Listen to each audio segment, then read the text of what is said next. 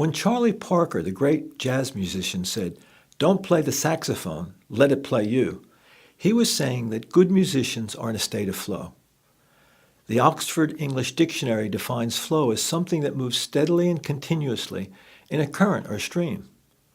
The word is used to describe the flow of water, information, energy, people, events, or even history over time. It is often used to describe a team or individual performing well, such as he was in the flow. Flow is also a state of consciousness. We describe going with the flow, meaning to be in a relaxed and accepting state that's in harmony with the flow of events.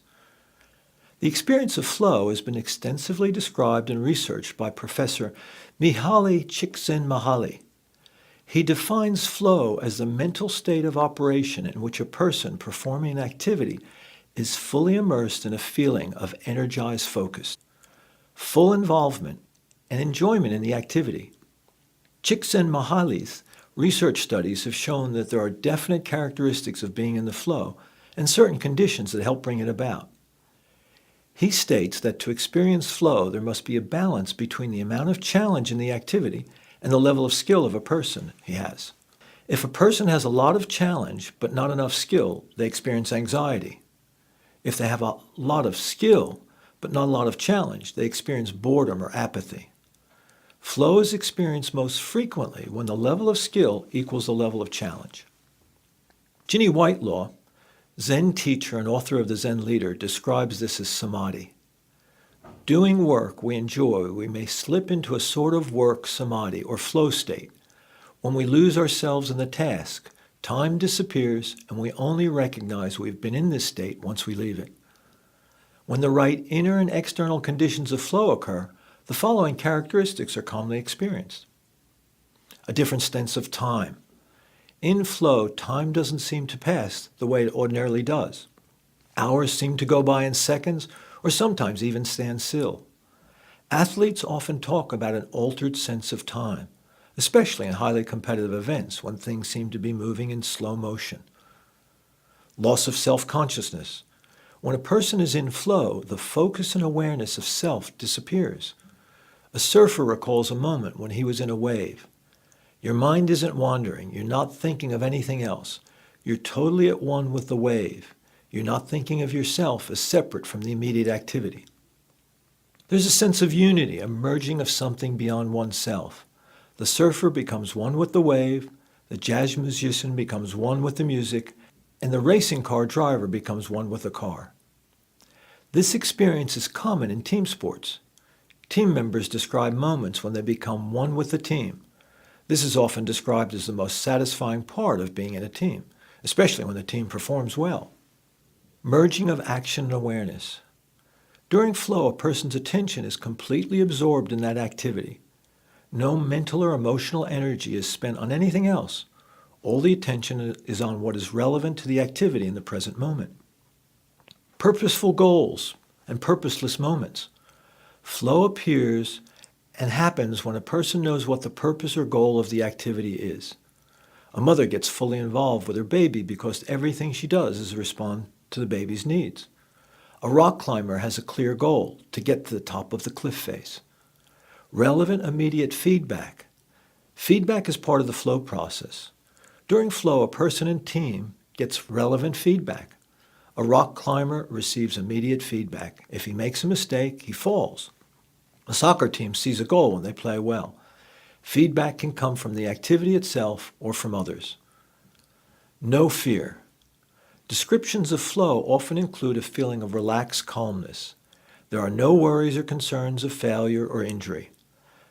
Emotions of fear or anxiety disappear as the person merges with the activity and their performance is in harmony with the moment.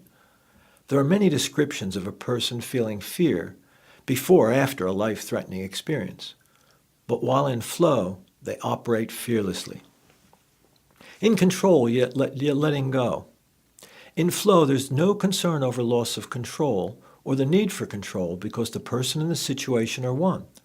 There are no separate parts in the situation to control. When describing their flow experience, people speak of a strong sense of being in control of the situation. This is not an ego control, but a sense of selfless mastery. It is knowing how to act without forcing your will on the situation. Effortless. When a person is in the flow, they may be doing a strenuous activity, but during moments of flow, it feels effortless and occurring as if its own accord. Stories have been told of a mother lifting a car off her child.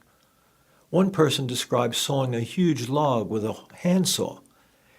After 30 minutes of sawing, the log was cut in half and a lot of energy was expended, but I felt like I haven't done anything, he said. When in flow, one usually performs very well. Research has confirmed that flow and performance are related, especially if the activity is considered to be important. While high performance can relate to flow, this is not always the case. A high level of performance can be achieved if there's a high level of skill and familiarity with the task, but not necessarily so because the person was in the state of flow. For example, a very experienced and skilled surgeon can perform a good operation due to years of experience, even though their mind wandered and they were not in the flow state. However, if the situation were to change rapidly and require an unusual response, a surgeon who is present and in flow would be more effective than a surgeon with the same skill, but whose mind was only partially on the operation. Mindfulness may help someone to enter a flow state, but mindfulness and flow are not the same thing. Richard Ryan at the University of Rochester found that people who scored higher on levels of mindfulness spent more time in flow activities such as sport, music, and hobbies. Mindfulness training helps increase the likelihood of flow, but is not a prerequisite for it. Research findings do show, however, that people with a propensity to be more mindful are also more likely to experience flow. There's also a continuum of attention in the flow state. At one end is absorption or concentration. During this state, attention and awareness are tightly controlled. The person is in a limited state of mindfulness because their attention is narrow and immersed in the activity alone. During this time, there's a limited awareness of sounds, people, or things, other than those associated with the activity.